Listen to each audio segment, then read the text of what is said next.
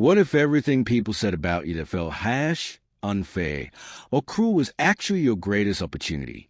Imagine turning every insult, every critique, every moment of doubt into fuel for unstoppable growth. This audiobook is your blueprint to stop fearing criticism, start embracing it, and use it to sharpen your skills, strengthen your resilience, and accelerate your path to success. Today, you'll learn to love your critics, and in doing so, unlock levels of achievement most people never even dream of. Chapter 1. The Hidden Power of Criticism. Criticism is a word that makes most people flinch. It feels personal. It feels like an attack. Most of us were trained to avoid it, defend against it, or worse, ignore it completely. But here's the truth. Criticism is not a curse. Criticism is not an enemy. Criticism is raw data. Every negative comment, every harsh review, every doubt cast your way is a signal. It's a reflection of reality through someone else's eyes. And if you learn to see it correctly, criticism can reveal weaknesses you didn't even know you had and opportunities you would have otherwise missed. It can serve as a compass, pointing you toward growth and improvement. That's why today, we are going to reframe how you think about criticism and show you how to extract the value that most people completely miss. Let's start with a simple observation. The world's most successful people don't avoid criticism. They hunt for it. Elon Musk is a perfect example. Every time he releases a new Tesla or SpaceX announcement, the internet erupts with critique. People scrutinize the design, question the technology, and sometimes even mock the entire endeavor. Yet, Musk doesn't shy away from this feedback. He reads it. He analyzes it. He uses it to refine ideas, improve performance, and innovate faster than anyone else in the industry. Criticism, when treated as data rather than personal attack, becomes a tool for refinement. Why does this work? Because criticism exposes blind spots. Everyone has them. You may think you're doing everything perfectly, but someone else can see the gaps you can't. These gaps are opportunities. They are your roadmap to improvement. Every negative comment is a reflection of perception, and perception matters. In business, in relationships, in leadership, perception can determine your success or failure.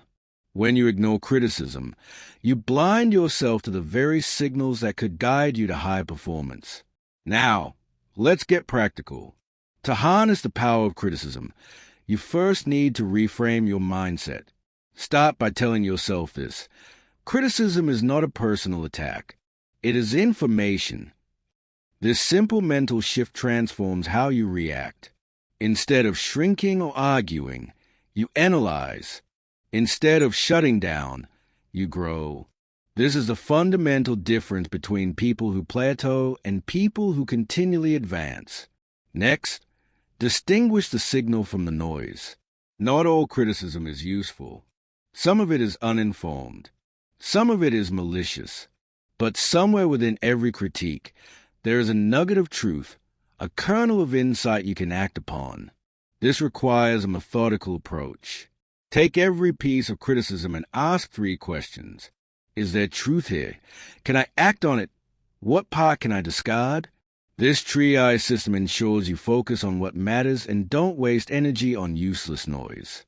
Think of it like mining for gold. You sift through dirt and rock to find the valuable nuggets. The process may feel uncomfortable at first, but discomfort is the price of growth. Here's another way to think about it.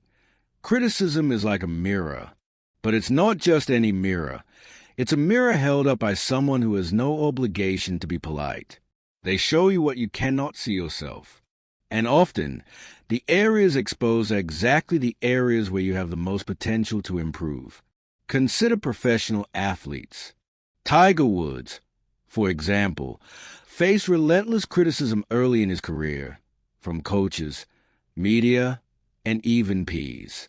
Instead of letting it destroy him, he used it as a tool to refine his swing, improve his focus, and elevate his game to a level no one had seen before.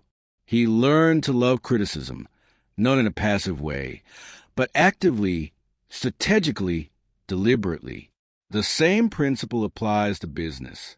Jeff Bezos famously encouraged dissent and debate inside Amazon.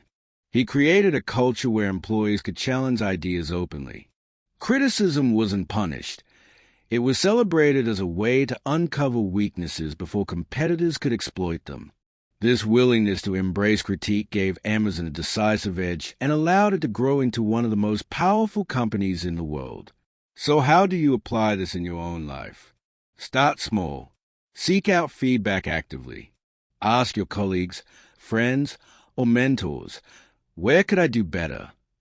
Listen without interrupting, without defending yourself. Take notes. Look for patterns.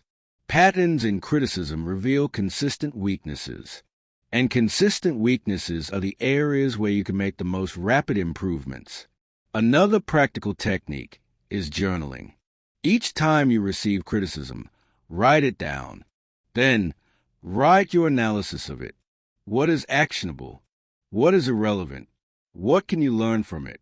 This process not only helps you process emotions, but also transforms objective negative feedback into objective insight you can use to grow.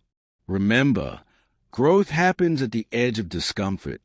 Criticism is uncomfortable by nature, but the people who succeed are the ones who stare it in the face, dissect it, and use it to propel themselves forward.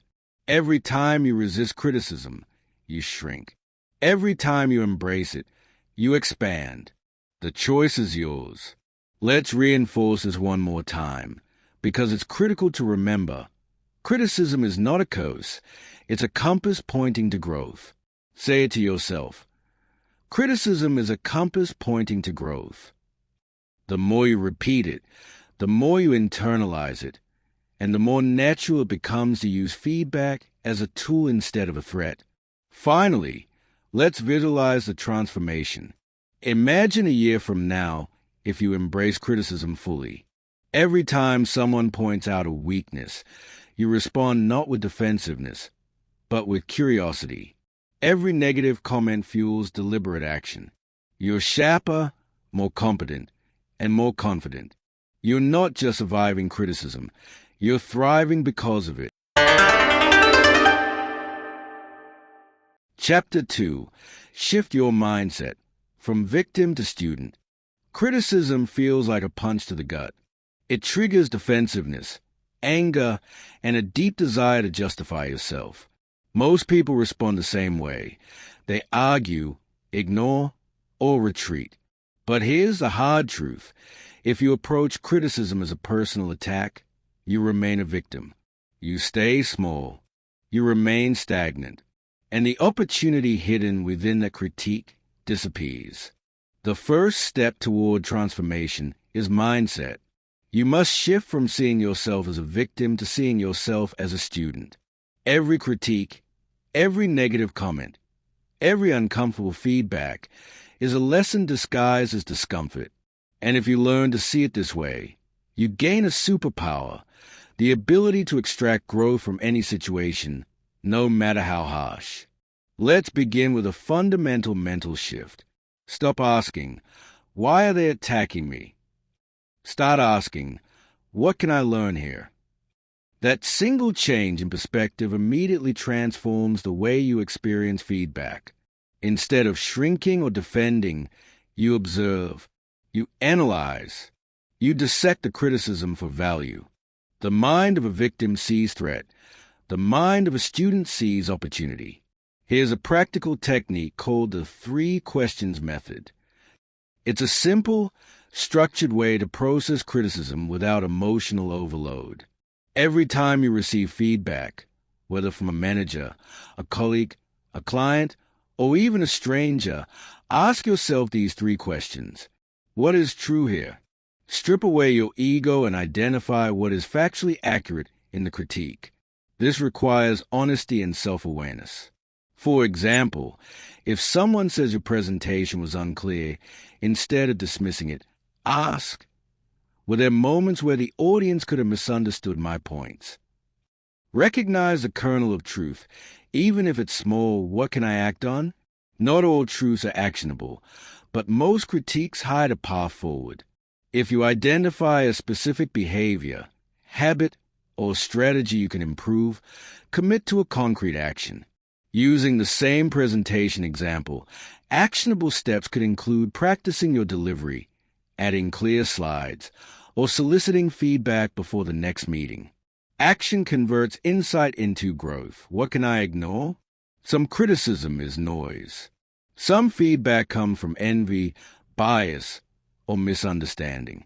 Learn to discard what has no productive value.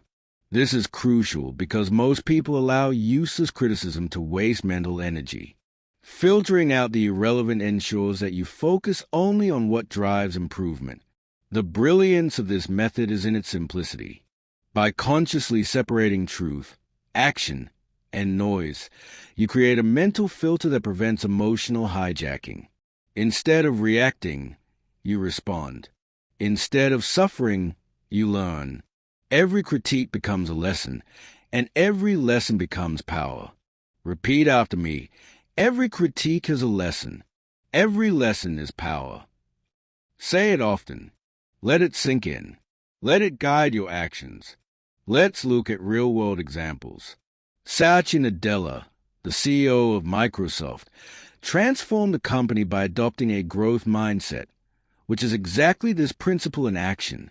Nadella emphasizes learning from feedback, even negative feedback. Early in his tenure, he received criticism for slow product development and a lack of innovation compared to competitors. Instead of defending Microsoft's legacy, he asked, "What can we learn? What can we do differently?" He restructured teams, encouraged a culture of experimentation, and focused on cloud computing. Today, Microsoft is one of the most valuable companies in the world. The lesson is clear. Growth comes when you embrace feedback as a student, not as a victim. Another example comes from the world of sports. Serena Williams, one of the greatest athletes of all time, constantly analyzes critiques of her technique, her strategy, and even her mental approach to the game. She could ignore the critics or feel attacked, but instead, she asks herself, what can I improve? How can this make me stronger? This mindset has allowed her to recover from defeats, evolve her game, and maintain dominance over decades. The same principle applies in everyday life. Think about interpersonal conflicts at work. A colleague criticizes your approach to a project. The victim mindset reacts. Defensiveness, resentment, avoidance. The student mindset responds. Curiosity, analysis, improvement. By shifting mindset, you transform criticism into a practical roadmap for better performance, stronger relationships, and personal growth. A practical exercise to reinforce this habit: the Daily Reflection Journal. Every day, identify one piece of criticism you received. Apply the 3 questions method. Note what is true, decide what action to take, and discard what is irrelevant. Then, write down a specific step you will take to improve. Over time, this daily discipline rewires your brain. You stop fearing criticism. You start seeking it. You start loving it. Mindset also determines speed of growth. Victims stagnate because they avoid feedback. Students accelerate because they actively pursue it. This principle applies in business, relationships, fitness, and personal habits. Imagine a salesperson who ignores client complaints versus one who listens closely, adapts, and improves. The difference in performance is exponential. The student always wins. Another key point: mindset is contagious. When you model a student approach, others begin to provide higher quality feedback. Teams become more collaborative. Colleagues respect your ability to listen and improve. Critics stop being adversaries and become collaborators in your growth. This is why elite leaders cultivate cultures where feedback is welcomed and analyzed, not feared or punished.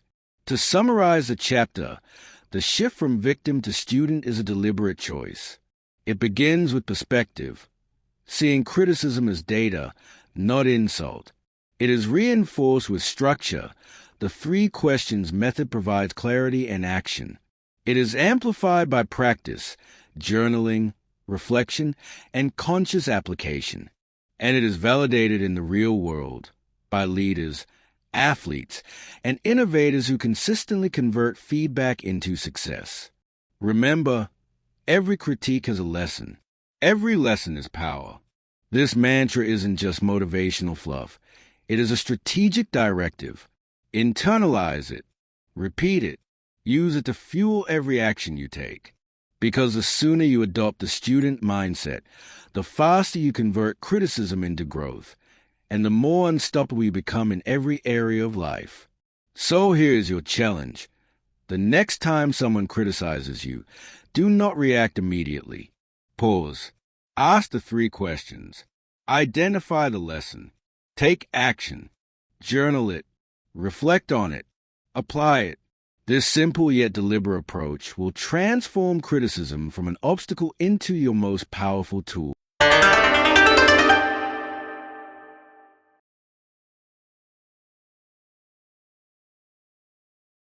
Chapter 3.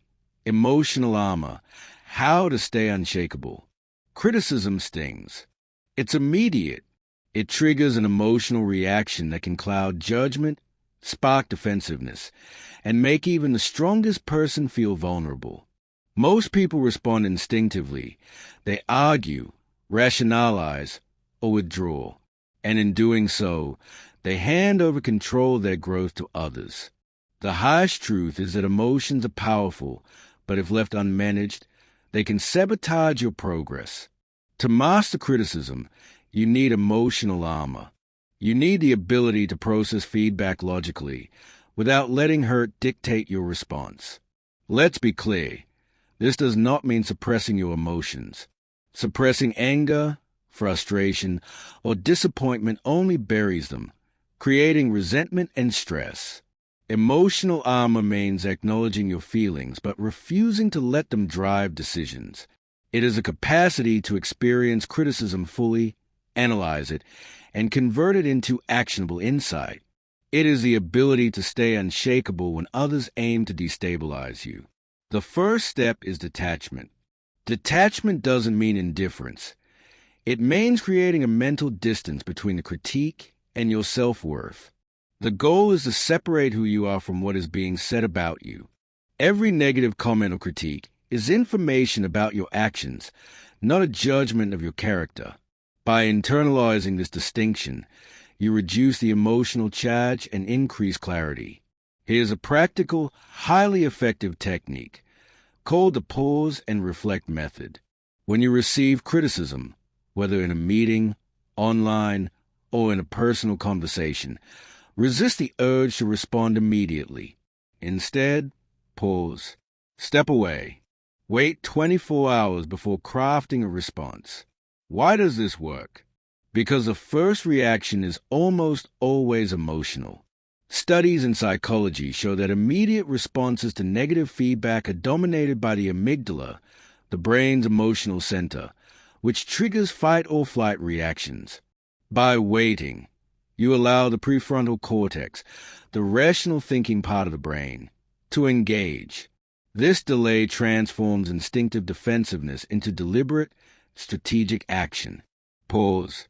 Reflect, then respond with logic, clarity, and confidence. Let's bring this into a real-world context. Consider Jeff Bezos during his tenure at Amazon. Early on, he was known for demanding perfection from his teams. Criticism from employees could have easily triggered defensive responses or tension. Instead, he cultivated a culture of reflection. Teams were encouraged to submit critical feedback, and Bezos would take time to analyze, digest, and make informed decisions based on logic rather than emotion. The result? Amazon became a company where feedback was a tool for refinement, not conflict. Bezos didn't just tolerate criticism. He processed it strategically, allowing rational evaluation to guide action. Another example comes from the world of professional sports. NBA players face constant public criticism from coaches, commentators, and fans. Take LeBron James, for instance. Social media and sports media scrutinize every missed shot, every turnover. Instead of reacting defensively, James evaluates the feedback after the fact, identifies patterns, and uses it to adjust training, strategy, and mental preparation. His emotional armor, built through experience, reflection, and mental discipline, lets him remain consistent and unshakable under pressure. So, how can you build this emotional armor? Start with awareness. Notice your immediate emotional reactions when someone criticizes you. Do you feel anger, shame, fear, or defensiveness? Name it. Awareness is the first step to mastery. You cannot control what you do not acknowledge. Next, practice deliberate detachment. Before responding, take a breath. Say to yourself, "This feedback is about my actions, not my worth." Repeat this internally. By verbalizing it, you reinforce the separation between ego and evaluation. Then, apply the pause and reflect technique. Set a rule for yourself. No immediate responses to negative feedback. Wait 24 hours. During this period, analyze the critique. Ask, what is true in this feedback? What can I act on immediately? What can I safely ignore? By systematically breaking down the critique, you transform emotional discomfort into structured insight. Hurt doesn't teach. Reflection does. Remember this phrase. Say it. Internalize it.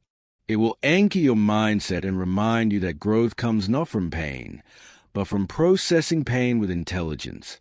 Another practical tip is journaling emotional responses. When you feel hurt or triggered, write down the feedback and your emotional reaction. Then, write a rational evaluation. Identify the useful lessons, note actionable steps, and discard emotional noise. This practice strengthens your emotional resilience over time and creates a permanent record of growth. Emotional armor also involves preparing mentally for criticism before it arrives. Anticipate feedback in situations like performance reviews, public speaking, or online engagement. Visualize receiving criticism calmly, extracting insights, and responding constructively. Mental rehearsal reduces anxiety and primes your mind to handle criticism strategically. Let's not underestimate the social element. When you maintain emotional armor, you influence the environment around you. People notice composure, clarity, and objectivity. Colleagues, clients, and even critics themselves respond differently when they see that criticism does not provoke defensiveness. Your calm, unshakable presence transforms potential conflict into collaboration, feedback into dialogue, and criticism into opportunity. Consider Elon Musk again. He receives thousands of critiques on Twitter, many of them harsh or personal. Musk's emotional armor allows him to scan for patterns in feedback, ignore noise, and act decisively on the valuable insights. He does not react impulsively to anger or insult.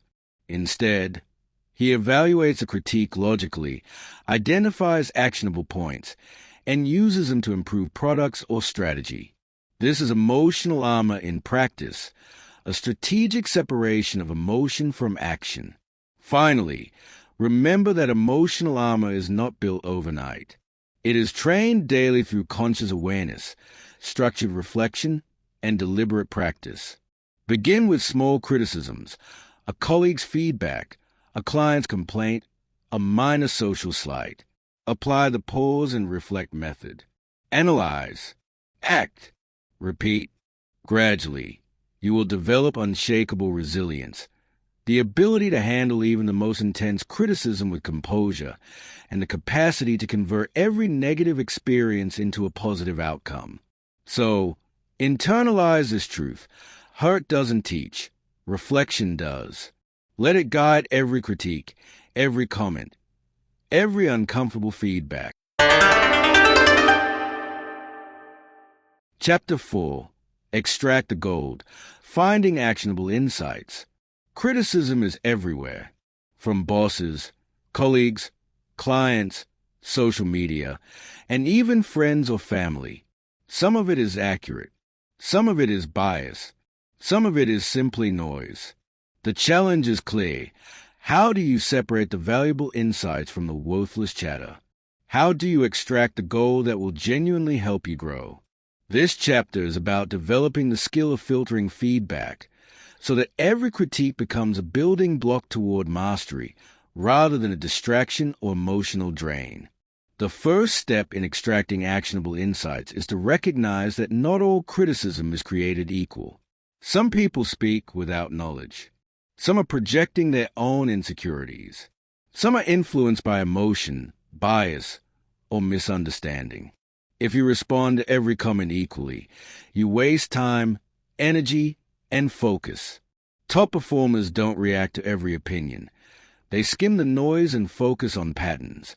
Consider Satya Nadella, CEO of Microsoft. Early in his leadership, he received thousands of pieces of feedback on everything from product strategy to corporate culture. Not all of it was helpful. Some was simply complaints or personal opinions. Nadella learned to identify patterns in the feedback.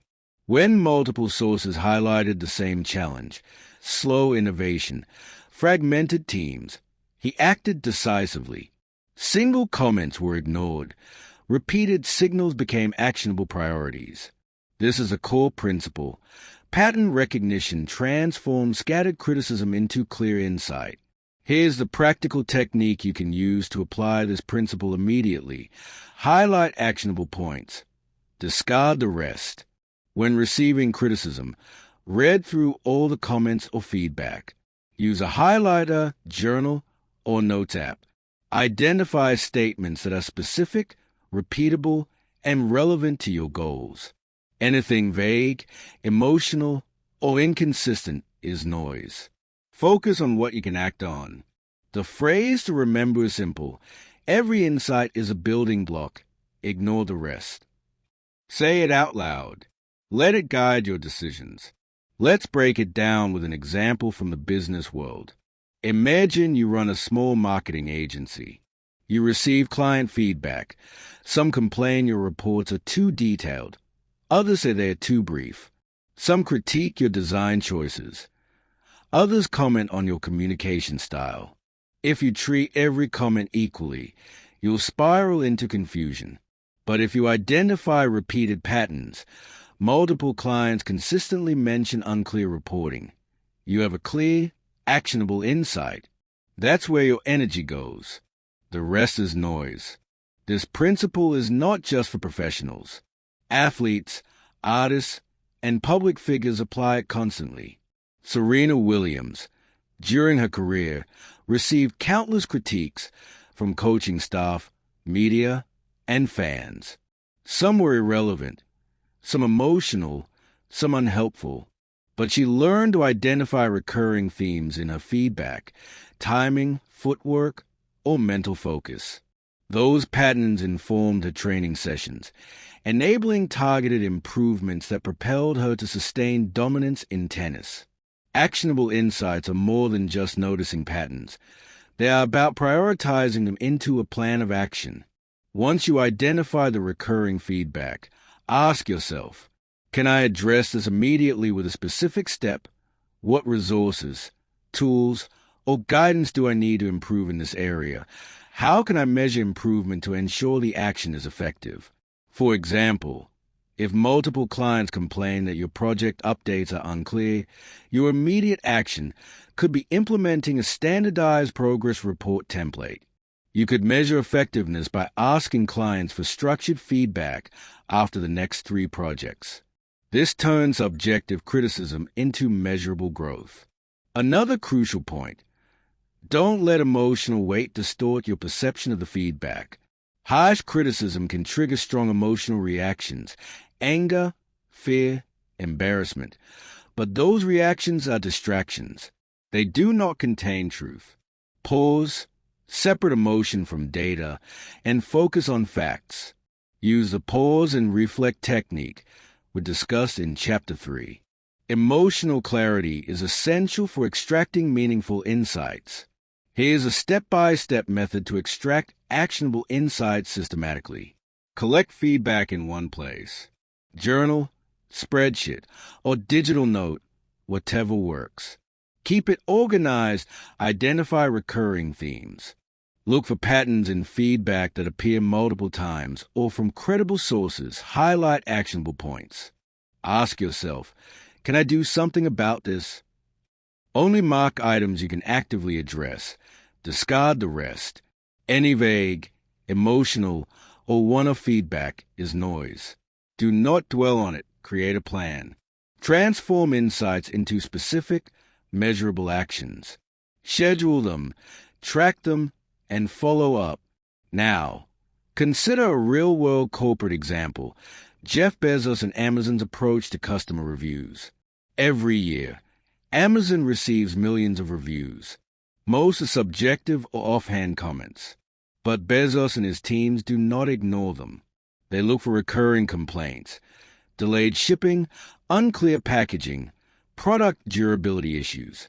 These repeated patterns inform decisions that improve operations, enhance customer satisfaction, and increase revenue. The same method works for individual growth. Identify patterns, highlight actionable points, discard the rest, then act.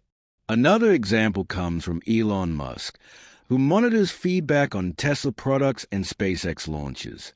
Not every tweet or comment is relevant, but patterns, frequent complaints about software glitches, battery life, or usability, are meticulously analyzed.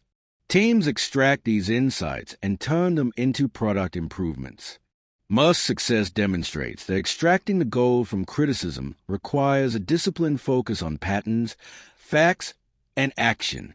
The key takeaway is this: feedback alone does not create growth. Actionable feedback creates growth. You cannot act on every comment, and trying to do so will dilute your efforts. Focus on high-value feedback, the recurring, specific, actionable insights, and you will make measurable improvements faster than anyone else who reacts impulsively to every opinion. Practical tip: after filtering your feedback, schedule weekly reflection sessions. Review your highlighted actionable insights, assess progress, and adjust as needed. This ensures continuous learning and improvement. Over time, this practice will turn criticism into a systematic growth engine rather than a source of stress or distraction. Repetition is crucial for retention. Let's reinforce the central mantra: every insight is a building block. Ignore the rest. Chapter 5. Criticism as a growth engine. Criticism is often viewed as a setback, a punch to the ego, a sign that you're failing. But what if we flip that perspective? What if every critique, every comment, every moment of negative feedback was actually fuel for growth? This chapter is about transforming criticism from a source of frustration into a powerful engine that drives your skills, performance, and success. The first principle is simple: critique fuels growth. Growth fuels success. Repeat it. Let it sink in. This is not just motivational rhetoric. It's a strategic truth. Every high achiever, every top performer, every innovator uses criticism as data to experiment, refine, and improve. The key is knowing how to convert critique into deliberate action. Let's start with authors, because writing is one of the clearest examples of iterative improvement through feedback. Take J.K. Rowling, for example. The first Harry Potter manuscript was rejected by 12 publishers. Each rejection contained feedback, either explicit or implied, about weaknesses in storytelling, character development, or structure. Instead of giving up, Rowling analyzed the criticism, revised a manuscript, and continued refining until she found the perfect balance.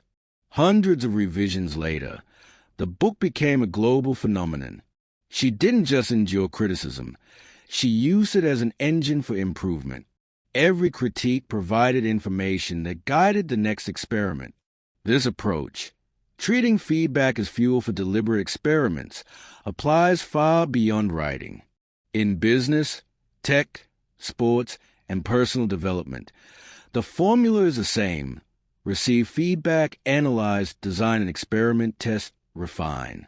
Each cycle accelerates growth. Consider a practical example from the tech world. Elon Musk frequently receives criticism on Tesla's products, from battery performance to software glitches. Rather than ignoring complaints, his teams design experiments, updated battery tests, software patches, and user interface trials. Each round of critique informs a measurable change, creating a continuous feedback loop. This is a core principle of growth-driven organizations. Criticism is not noise. It's the raw material for improvement. Now, let's break this down into actionable steps you can use in your own life. Step 1. Treat criticism as data, not judgment. The moment you receive feedback, detach your ego from the message. Ask, what is this telling me about my performance or approach? This transforms emotion into information. You are no longer responding defensively. You are collecting intelligence. Step 2. Design small, deliberate experiments. Once you've identified actionable feedback, create a mini-experiment. For example, if multiple colleagues comment that your presentations lack clarity, design a trial. Restructure your next presentation using concise slides. Practice delivering aloud, and solicit feedback afterward. This allows you to test changes in a controlled, measurable way. Step 3. Measure and refine. After implementing changes, collect new feedback. Compare results to previous performance. Ask, did this adjustment address the issue? What worked? What didn't? Then iterate. Growth is not linear. It is cyclical. The more experiments you run based on criticism, the faster your skills develop. The beauty of this method is that it removes fear. Criticism no longer represents judgment or failure. It represents opportunity to test, learn, and improve. Top performers across disciplines rely on this mindset. Take professional athletes. For example, Kobe Bryant, widely regarded as one of the greatest basketball players of all time, meticulously analyzed every critique, from coaching feedback to game statistics. If he received criticism about his free throw percentage, he did not react with frustration. Instead, he created deliberate practice experiments, repetition routines, technique adjustments, and targeted drills.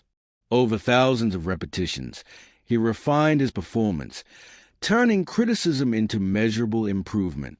Critique-driven experimentation also applies to entrepreneurs.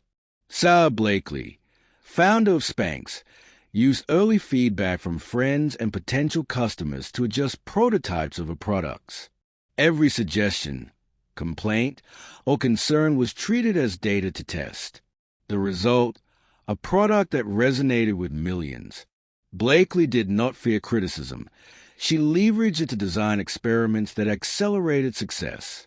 Here's a simple exercise you can start today: the feedback experiment log.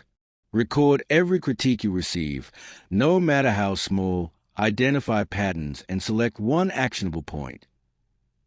Design a mini-experiment to address the point, implement it. Observe and measure results, repeat with the next critique. Over time, this log becomes a roadmap of growth, a tangible record of how criticism fuels development. Each experiment adds a layer of skill, competence, and confidence. Another key point: not all experiments need to succeed immediately. Some will fail, and that is part of the process. J.K. Rowling's manuscript faced repeated rejection. Tesla products have been recalled or adjusted after initial feedback. Kobe Bryant missed thousands of shots in practice before perfecting his technique. Failure is not defeat. It is data. Critique-driven experiments rely on the principle that every attempt teaches you something new. Success is an accumulation of lessons learned from experiments informed by criticism. Remember the mantra, critique fuels growth. Growth fuels success. Say it before each experiment. Let it guide your actions. Let it remind you that criticism is not a roadblock, but the engine propelling you forward. Practical tip: maintain a critic-friendly mindset. Actively seek feedback in areas where improvement is most valuable. Ask colleagues, mentors, or trusted peers for honest, specific input. Then immediately identify an experiment you can run. The more systematically you do this, the faster you grow. Finally, let's reinforce the idea that criticism is an asset, not a liability. People who shy away from feedback, who avoid critique, remain stagnant. Those who embrace it, who extract insights and design experiments, accelerate at a rate far beyond their peers. Growth is deliberate. Growth is data-driven. Growth is fueled. Chapter 6. Feedback Loops in Business and Life. Feedback is not a one-time event. It is a continuous process, and the most successful people understand this intuitively. They don't just react to criticism. They build systems that allow feedback to flow consistently, guiding their decisions, refining their actions, and accelerating growth. This is the principle of the feedback loop, a concept used in business, technology, sports, and personal development. Feedback loops transform information into action, action into results, and results into further improvement. Simply put, feedback is your turbocharger. Don't drive without it. At its core, a feedback loop is a simple cycle. Seek feedback, act, measure, repeat. While it sounds straightforward, few people apply it systematically. Most either ignore feedback, react impulsively, or fail to measure the results of their actions. High performers, on the other hand, treat feedback as a constant source of intelligence and use it to drive deliberate, iterative improvement. Let's examine the business world for a practical example. Product managers at companies like Amazon and Google rely on continuous feedback loops every day. When a new feature is launched, they monitor user interactions, analyze data, collect complaints, and observe trends. They then act, refining interfaces, fixing bugs, or improving usability. After implementing changes, they measure the impact and adjust again. This cycle repeats relentlessly. Over time, the systematic approach ensures that products are constantly improving and evolving. It's not guesswork.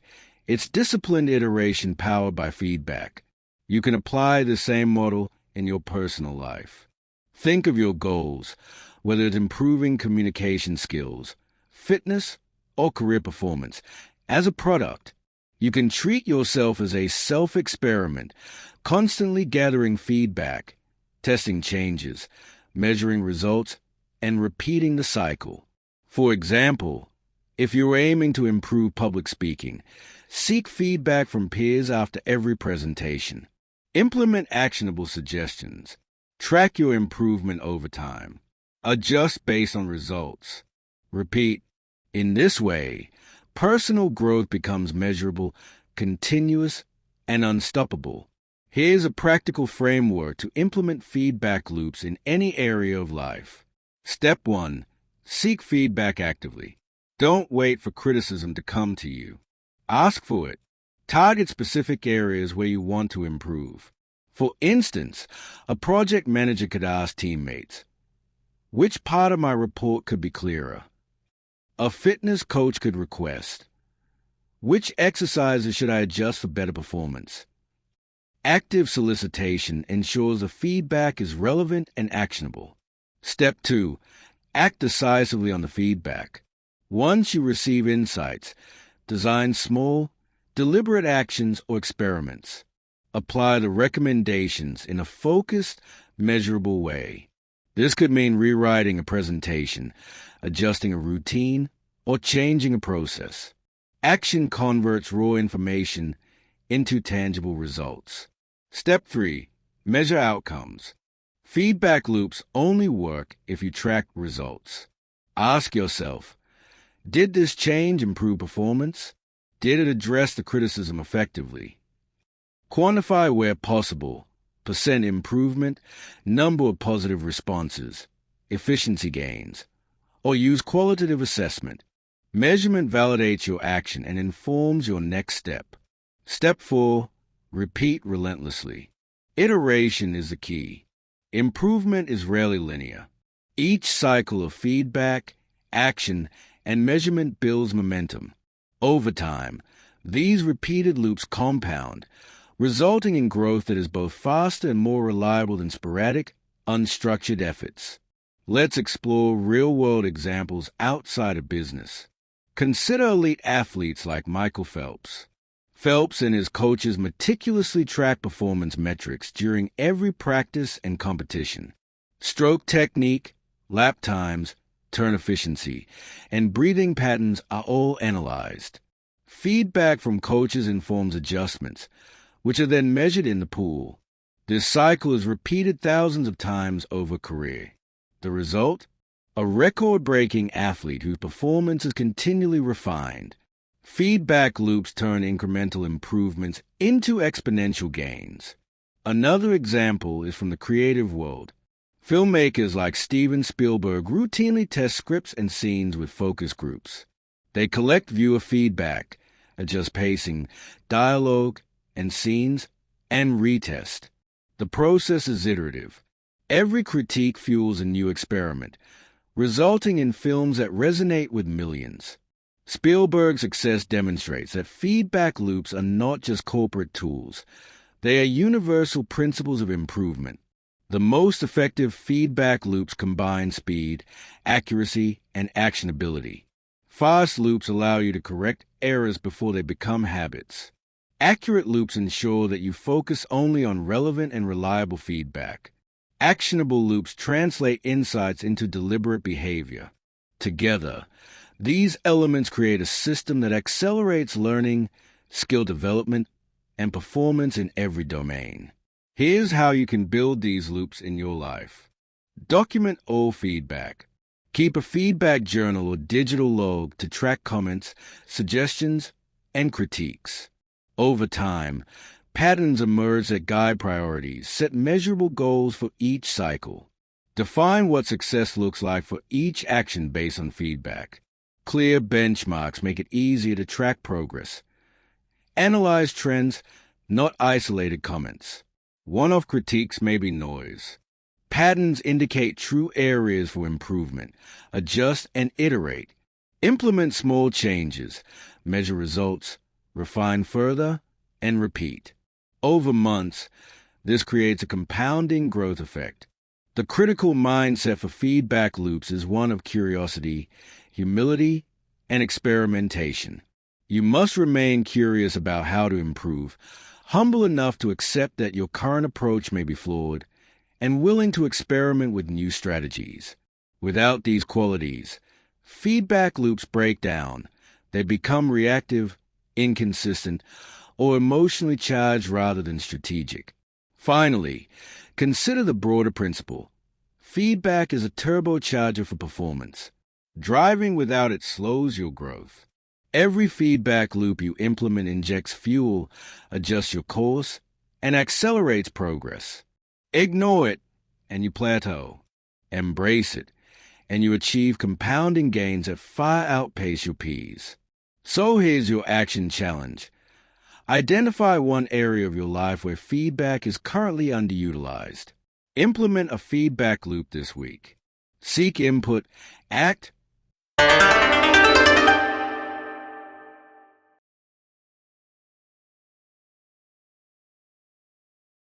Chapter 7. The critics you choose. Selecting your mentors. Criticism is unavoidable, but not all criticism is created equal. Some voices will lift you. Others will mislead, distract, or demoralize. If you want to leverage feedback for success, you must choose your critics carefully. The people whose opinions you prioritize directly shape your decisions, skills, and ultimately, your trajectory. This is the principle of selective feedback. The critics you choose are your mentors, consciously or unconsciously guiding your path. The first insight is simple. Not all opinions matter. Anyone can critique you, but the vast majority of opinions are noise. Friends may offer advice out of concern but lack relevant experience. Social media commenters may judge without understanding context. Even colleagues may provide feedback colored by competition, bias, or incomplete information. Listening indiscriminately creates confusion and slows growth. Instead, identify high-value critics whose insights are relevant, honest, and actionable. Here's a key phrase to repeat and internalize. Choose your critics like you choose your allies. They shape your destiny. This isn't just motivational. It is strategic. By surrounding yourself with the right voices, you create a feedback ecosystem that accelerates skill acquisition, decision-making, and personal growth. So, how do you select your critics?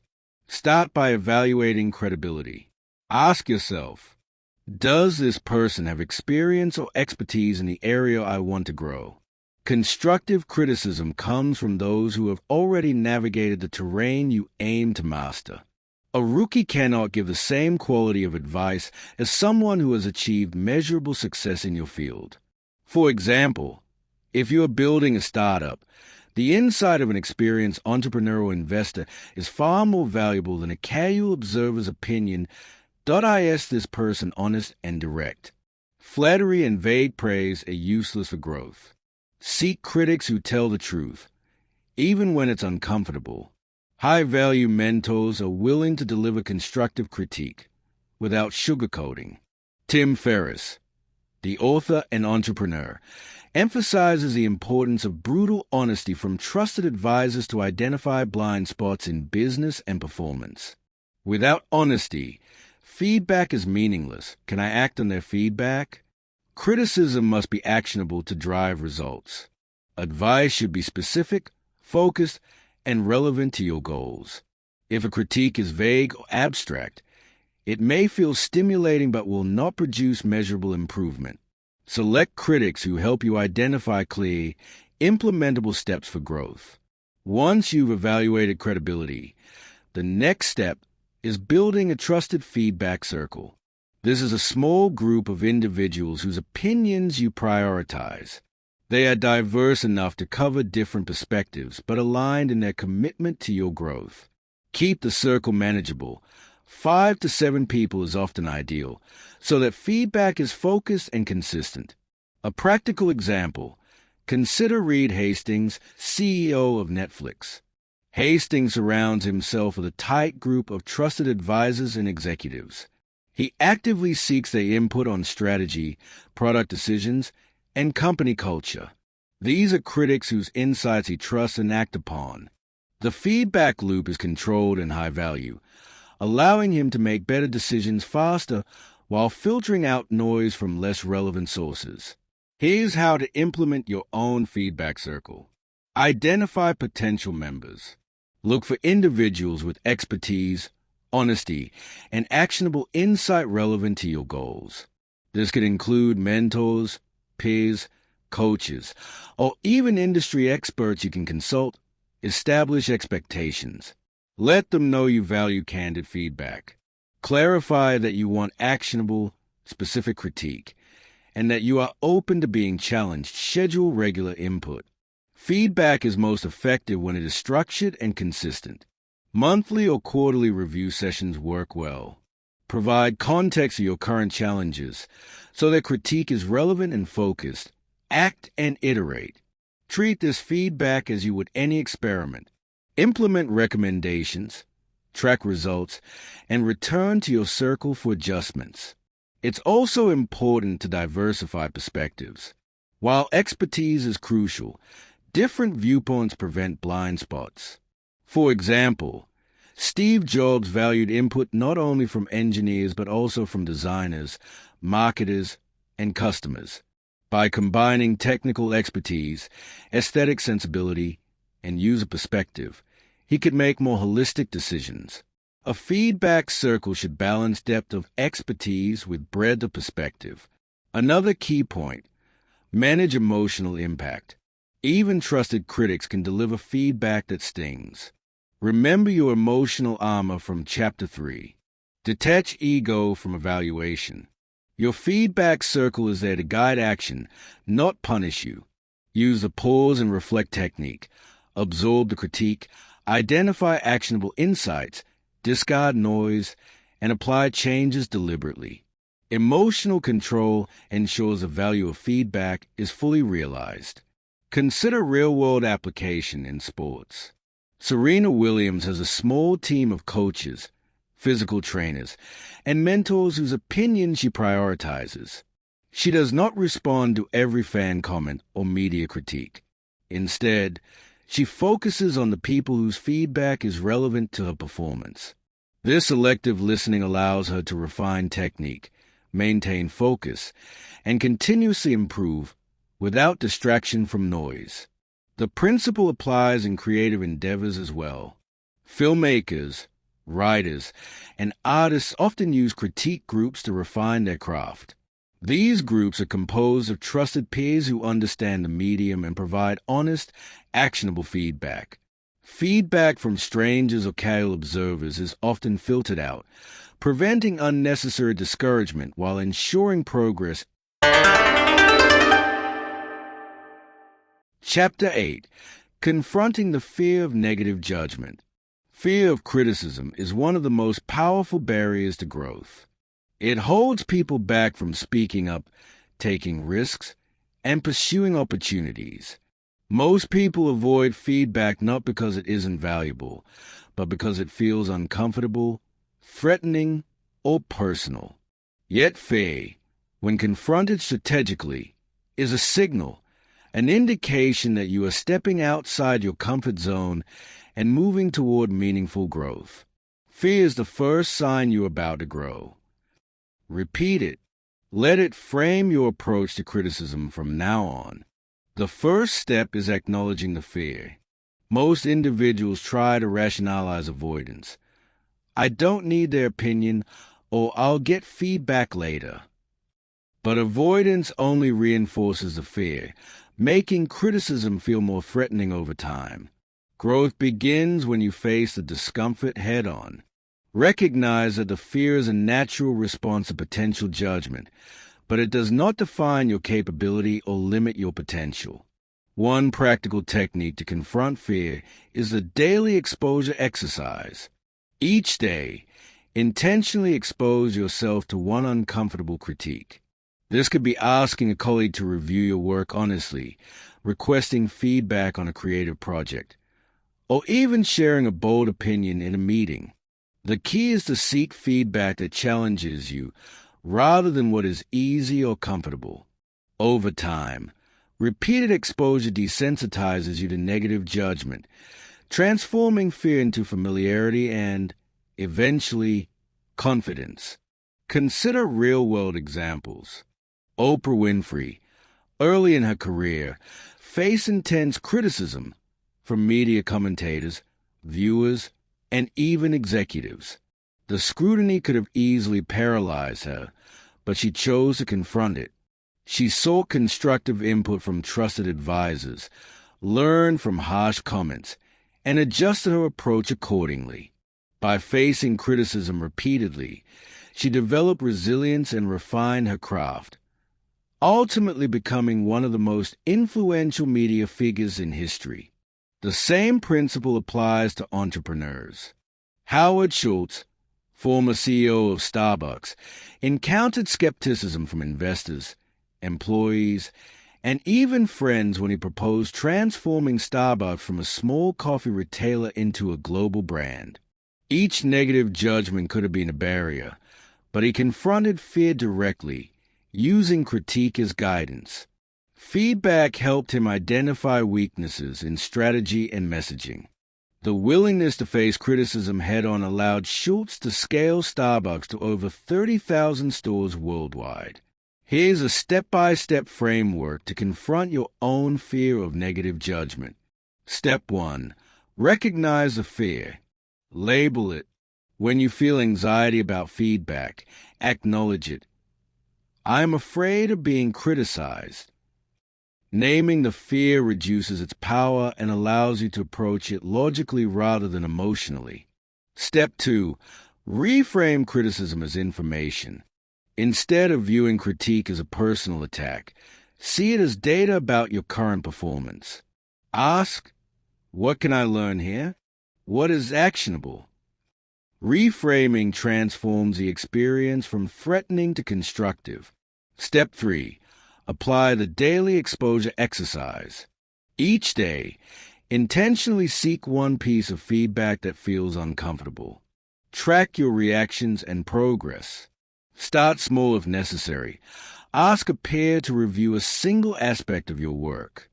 Gradually increase exposure until critique no longer triggers avoidance. Step 4. Reflect and iterate. After receiving feedback, take time to analyze it calmly. Identify what is actionable, discard emotional noise, and implement changes. Reflection strengthens resilience and converts fear into measurable growth. A practical application of this method can be found in public speaking. Many people avoid presenting because of fear of negative judgment. By exposing yourself to small, deliberate opportunities to speak, team meetings, short presentations, or peer workshops, you gradually desensitize yourself. Each exposure strengthens confidence and reduces the emotional impact of criticism. Eventually, fear is no longer a barrier. It becomes a signal that you are expanding your abilities. Another key technique is desensitization through journaling. Record critiques and your emotional reactions to them. Over time, review past feedback and note how previous fears were exaggerated or unfounded. This reflection shows progress and builds confidence to face even more challenging criticism. Consider elite performers in sports. Michael Jordan, one of the greatest basketball players of all time, faced relentless criticism early in his career. Coaches questioned his attitude, teammates doubted his commitment, and the media scrutinized his every move. Instead of shrinking from judgment, he faced it systematically, using critique to identify weaknesses, refine techniques, and improve mental toughness. Repeated exposure to judgment made him unshakable on and off the court. In the workplace, the same principles apply. A manager presenting a bold idea may fear ridicule or rejection. By actively soliciting feedback from trusted colleagues, the manager confronts the fear directly. Even if criticism is harsh, it becomes a tool for improvement rather than a source of paralysis. Over time, repeated exposure builds resilience, decisiveness, and the confidence to take strategic risks. It's important to recognize that fear is not eliminated. It is managed and redirected. Attempting to avoid discomfort is natural but counterproductive. Instead, lean into the fear as an indicator that you are engaging in meaningful challenges. Fear signals growth potential, not failure. High performers treat fear as a compass pointing toward opportunity. Here's a practical challenge for you. Identify one area in your life where fear of judgment has held you back. Commit to the daily exposure exercise for the next 7 days. Seek one critique each day that stretches your comfort zone. Record the experience, analyze actionable insights, and note emotional responses. Observe how your tolerance for criticism increases and your confidence strengthens.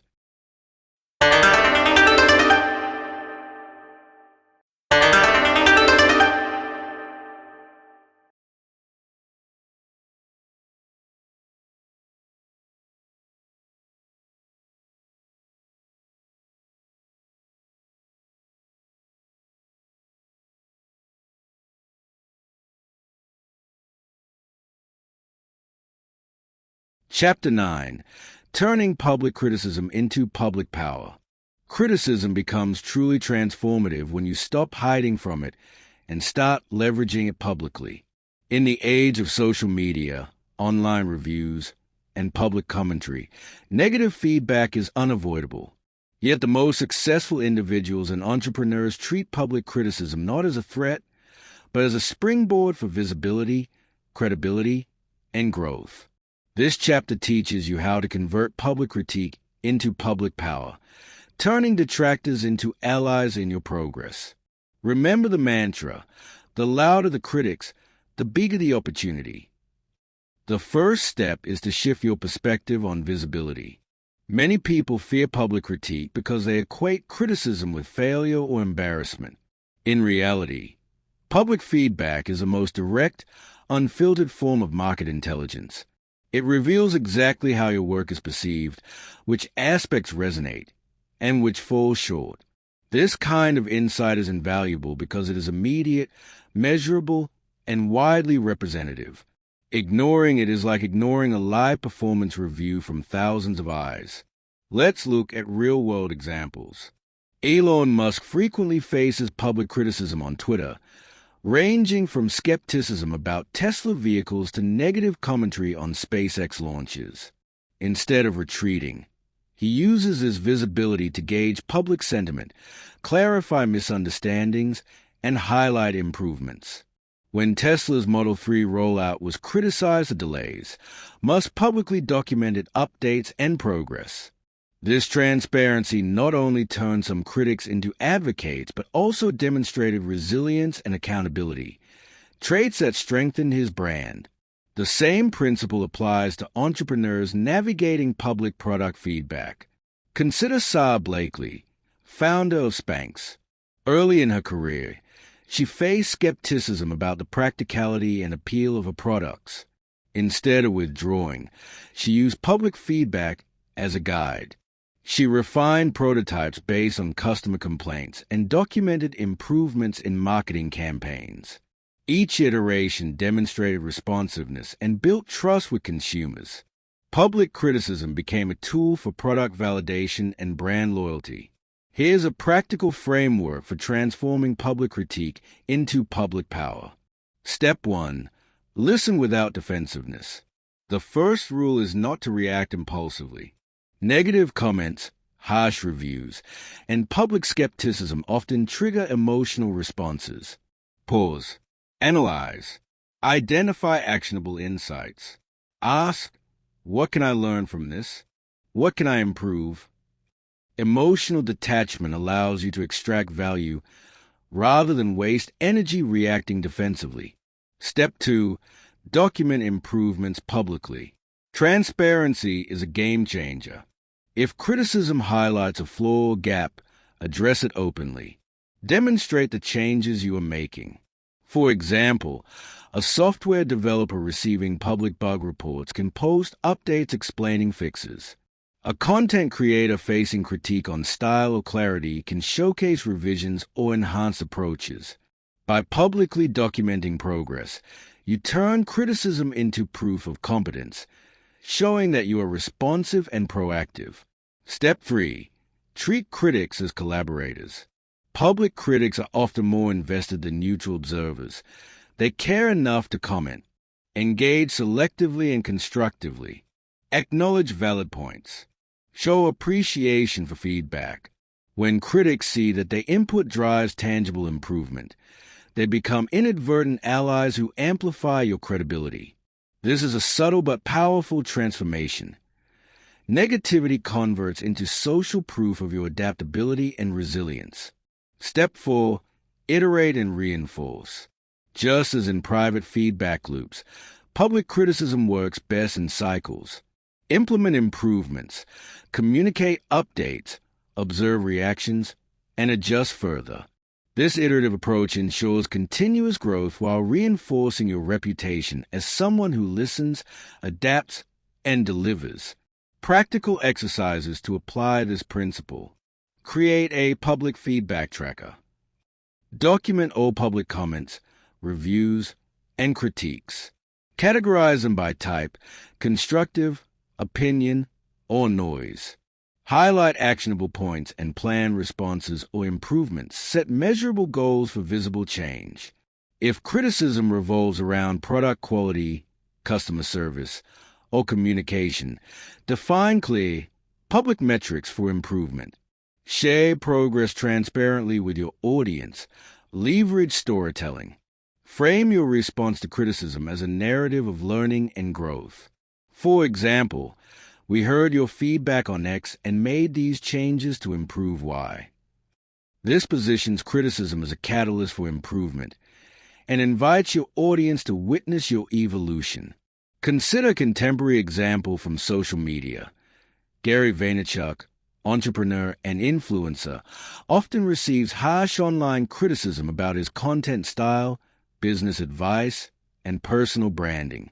Instead of ignoring or hiding from detractors, he addresses patterns in feedback publicly, incorporates lessons, and experiments openly.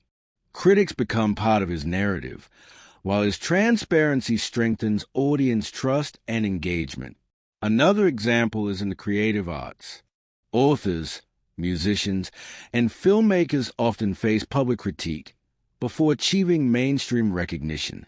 By documenting improvements publicly, whether through revised editions, updated tracks, or director's cuts, they demonstrate responsiveness and earn credibility. The audience sees growth, not just output. Public criticism, therefore, becomes a platform for demonstrating mastery and accountability.